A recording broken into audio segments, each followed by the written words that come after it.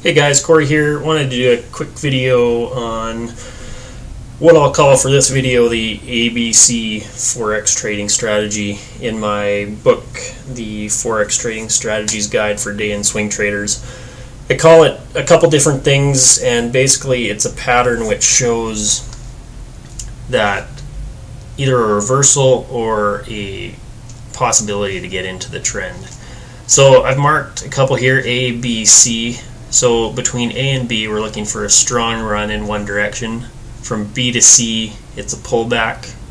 And that's basically the pattern we're looking for. If you look closely, you'll see these almost everywhere. So here would be another one, A to B, C is the pullback, and then we have the move higher. So our expectation is that this move from A to B, after C completes, we're going to have another run. And in this case, we do. This would have been another smaller one here, A to B, pullback at C, and then the extension higher. So the basic strategy is that once you isolate one of these, and depending on how many trades you want to make will determine whether you trade these smaller ones, a larger one like this, or if you want to trade, all these little moves. So I'll leave that up to you. The basic entry criteria is that you're looking to enter somewhere between C and B. Of course, if you enter too early in C, we don't know if this is just going to continue down. So usually I'll wait for some sort of pop above this consolidation. So we can see this is kind of moving within a channel down, and then we get this pop above. So this is the long entry area. The closer you get to B, the bigger your risk will be, because we're putting our stop down below C.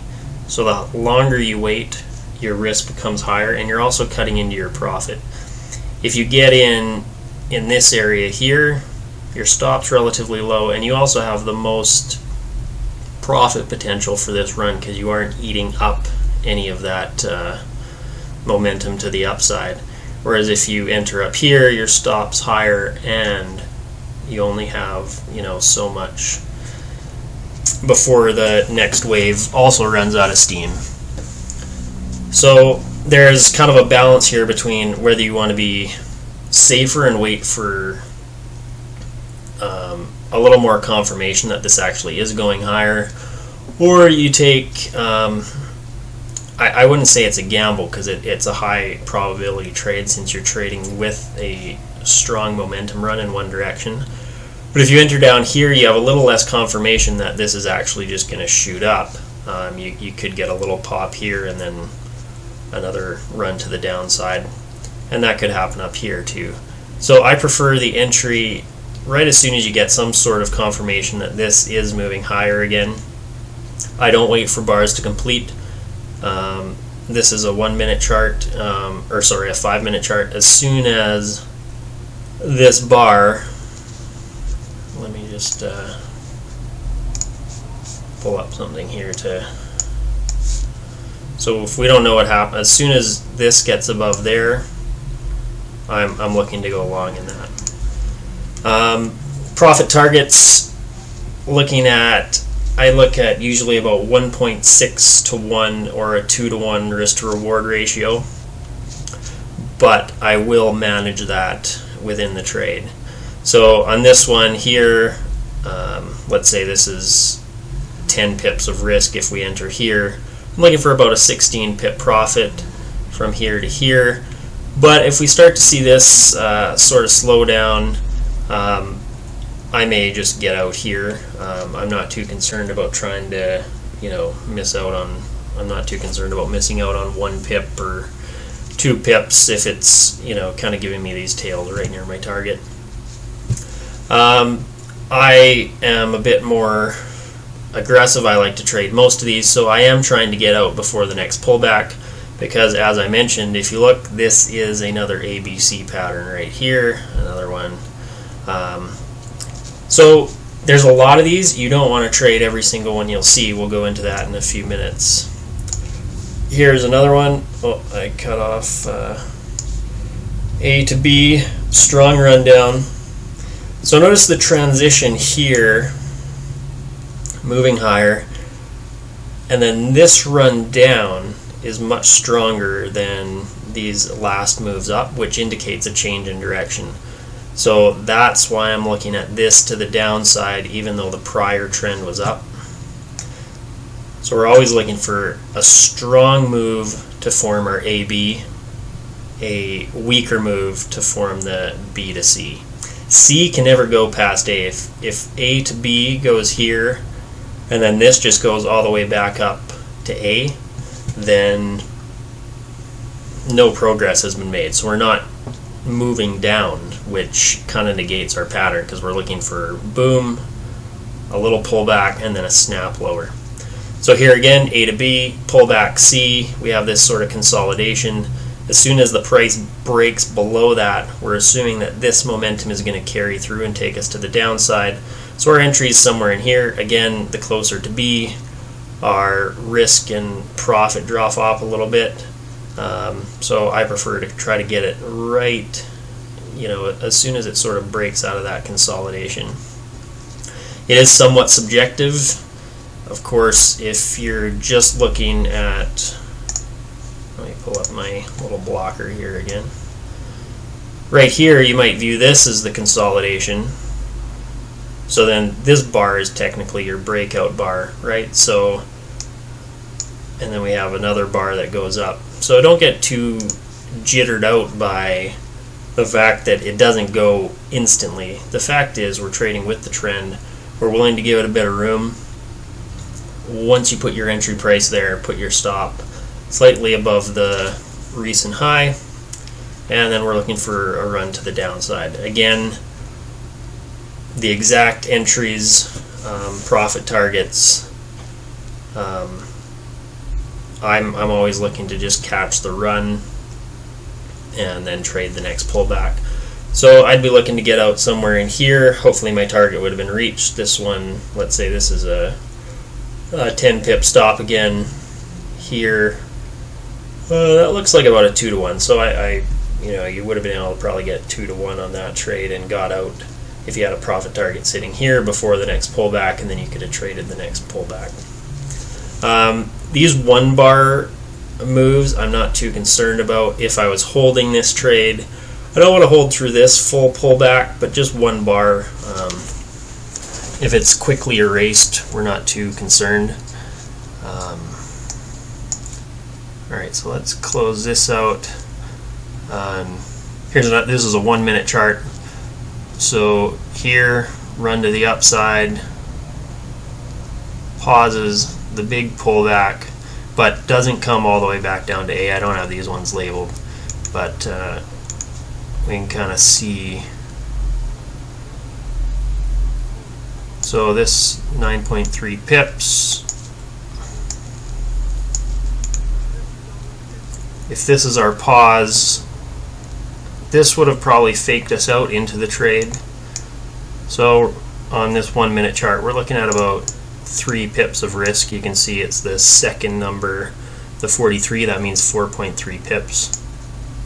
And if we're looking for about a 2-to-1, we'd be entering there, and that easily would have filled us. Again, if we could have got out here, I'm fine with that.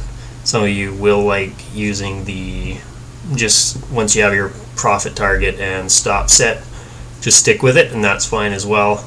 I do actively manage these, so once I saw this slow down, I might get out and then look to re-enter again down here. If I re-entered there, we're looking at another couple pips of risk, and that one ran for 10 pips, so we definitely would have hit almost any profit target we hit there. Let's switch to a daily chart to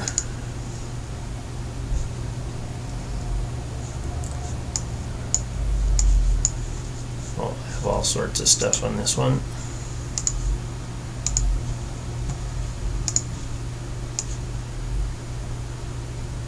So here is a British pound chart. Let's see if I have anything on this one.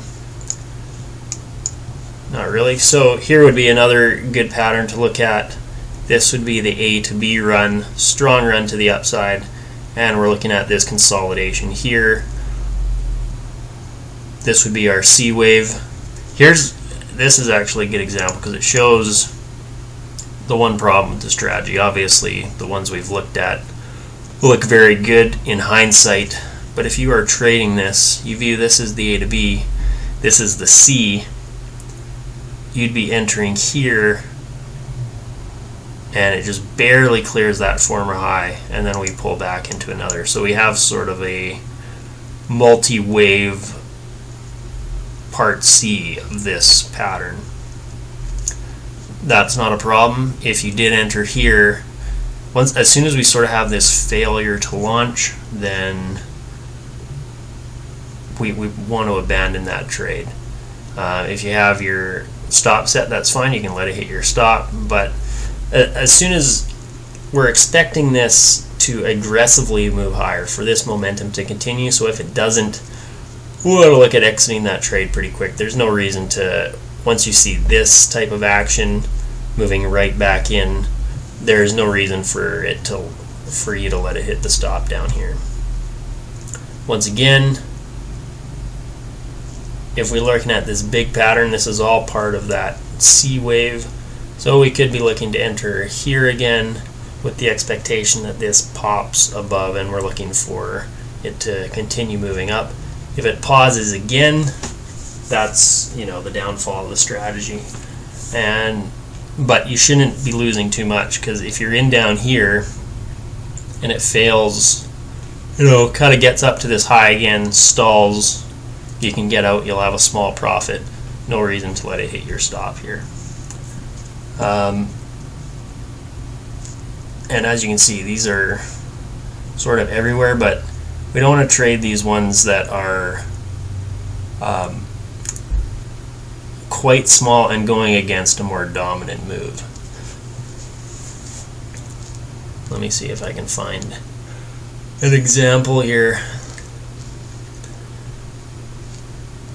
Well, actually, this is a good example. So this is a rundown. This could be an A to B. This is a pullback C. But notice this run down is not as strong as this overall move up.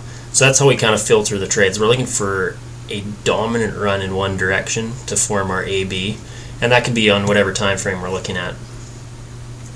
So this is the dominant run. So this move down doesn't scare us. This is showing that momentum is up. These moves here are much smaller than this, showing there isn't a lot of selling pressure here, so we want to trade in the direction of this dominant trend. So we're viewing A and this as your AB, and this is all as the C. So don't get too, looking at too much of a micro scale where you start trading every single one of these tiny little moves, because